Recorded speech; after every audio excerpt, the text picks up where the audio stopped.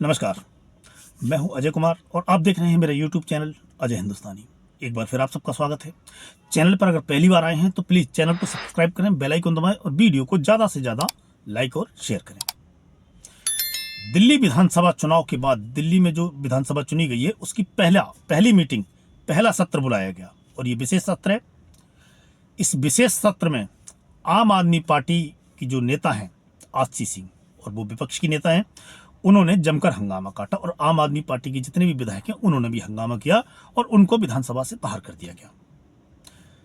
ये जो हंगामा हो रहा है ये क्यों हो रहा है? ये हो रहा है बाबा भीमराव अंबेडकर और शहीद आजम भगत सिंह के अपमान पर, जो आम आदमी पार्टी आरोप लगा रही है और भारतीय जनता पार्टी इन आरोपों को लगातार नकार रही है कि उसने ऐसा कुछ नहीं किया है।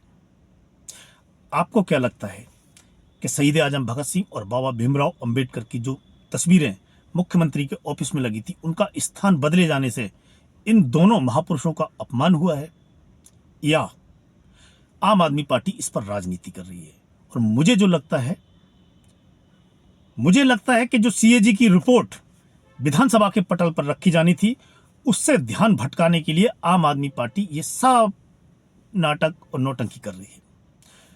सीएजी की रिपोर्ट में आम आदमी पार्टी के तमाम काले कारनामे छुपे हैं और शीश महल से लेके दिल्ली शराब घोटाला, डीटीसी का घोटाला, स्कूल में जो क्लासरूम बनाए गए थे उनका घोटाला, दिल्ली में जो दवाइयाँ सप्लाई की थी उसका घोटाला, और तमाम तरह के जो घोटाले हैं उनका पर्दाफाश हो जाएगा अगर ये विधानसभा में सारी सीएजी की रिपोर्ट रखी जाती हैं।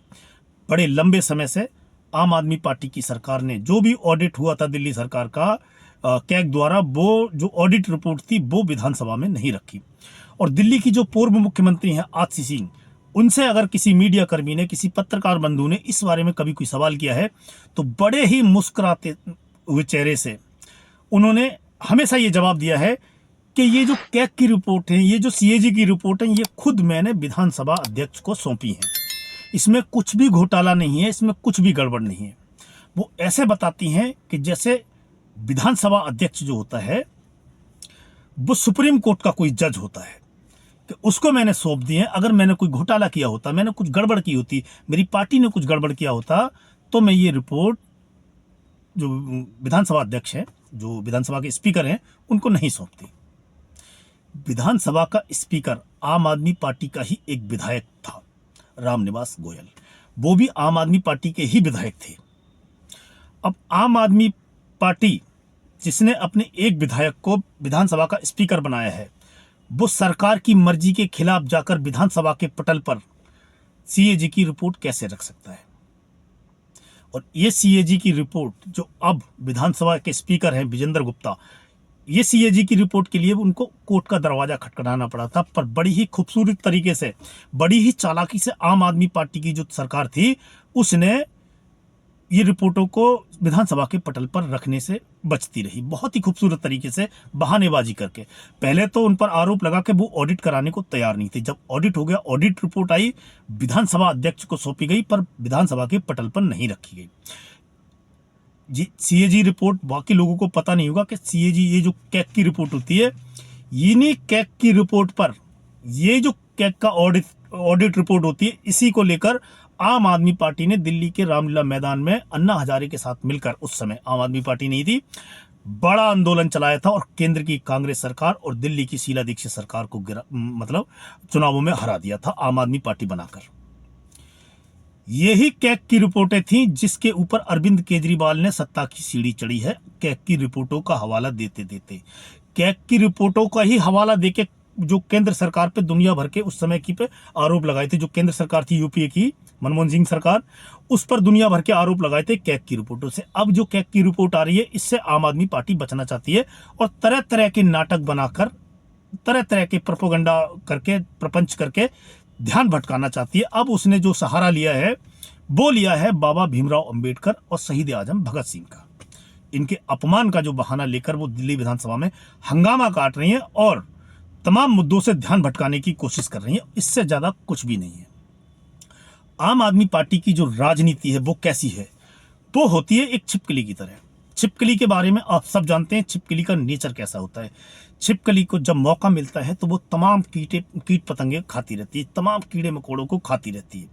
और जैसे ही उसको कुछ खतरे का आभास होता है, खतरे का एहसास होता है, वो जाकर आपके घरों में, आपके ऑफिस में जो महापुरुषों की तस्वीर टंगी है उसके पीछे जाकर छुप जाती है। आम आदमी पार्टी की राजनीति यही है कि वो तमाम तरह के गलत काम उसने अपने शासन में किए। अपने जब उसकी सरकार थी तब उसने तमाम तरह के घोटाले, तमाम तरह का करप्शन के उस पर आरोप लगे हैं, वो किए।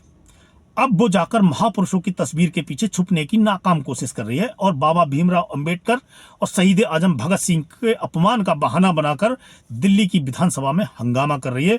और दिल्ली, जहां पर नई सरकार है अभी भारतीय जनता पार्टी की, उनके सामने एक बहुत अजीब तरह का विरोध कर रही है कि वो बाबा भीमराव अंबेडकर और शहीद आजम भगत सिंह का उन्होंने अपमान किया है।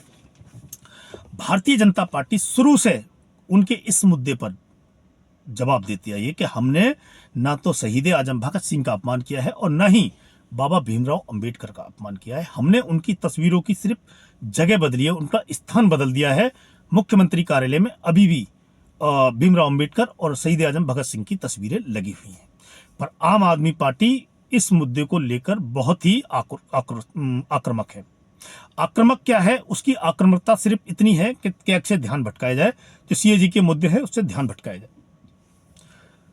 आपको क्या लगता है कि बाबा भीमराव अंबेडकर और शहीद आजम भगत सिंह की उनकी जो व्यक्तित्व है और उनकी जो अहमियत है भारत में, वो किसी के तस्वीर लगा लेने से बढ़ जाएगी? उनकी रिस्पेक्ट, उनका सम्मान बढ़ जाएगा, या किसी के द्वारा उनकी तस्वीरों का स्थान बदलने से उनका अपमान हो जाएगा? क्या इतना छोटा व्यक्तित्व है दोनों महापुरुषों का? मुझे लगता है कि नहीं। बाबा भीमराव अंबेडकर का इतना बड़ा योगदान है इस देश की तरक्की में, इस देश के डेवलपमेंट में। आज़ादी से लेकर संविधान लिखे जाने तक बाबा भीमराव का जो इसमें योगदान है वो अमूल्य है, उसकी कोई तुलना नहीं की जा सकती। किसी भी चीज़ से आप उसको तोल नहीं सकते, उसका मोल नहीं लगा सकते। बाबा भीमराव अंबेडकर तस्वीर लगाने या उतारने से अपमान और सम्मान के मोहताज नहीं है।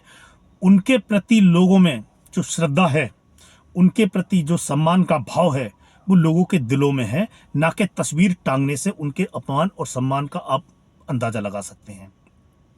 दूसरी तरफ शहीद आजम भगत सिंह हैं, यूथ आइकॉन हैं, युवाओं के हीरो हैं और देश की आज़ादी में अपना सर्वोच्च निछावर करने वाले शहीद आजम भगत सिंह, तस्वीर लगाने या हटाने से उनकी जो पर्सनैलिटी है, उनका जो व्यक्तित्व है, उस पर कोई असर नहीं पड़ेगा। आम आदमी पार्टी का सबसे पहला मकसद ये है कि कैसे भी कैग की जो रिपोर्ट है उनसे ध्यान भटकाया जाए। दूसरा, ये दोनों महापुरुषों को उन्होंने एक सीमित दायरे में कैद करने की कोशिश की है, नाकाम। वो एक सीमित दायरे में दोनों महापुरुषों को दिखाना चाहती हैं कि बाबा भीमराव अंबेडकर की तस्वीर हटाने से दलितों का अपमान हुआ है और शहीद आजम भगत सिंह की तस्वीर हटाने से सिखों का अपमान हुआ है। मैं आपसे पूछता हूं कि शहीद आजम भगत सिंह सिर्फ सिखों के हीरो हैं, सिखों के नेता हैं, सिर्फ सिखों तक उनकी पहुंच है, या फिर वो सिर्फ सिख ही उनको अपना आदर्श मानते हैं?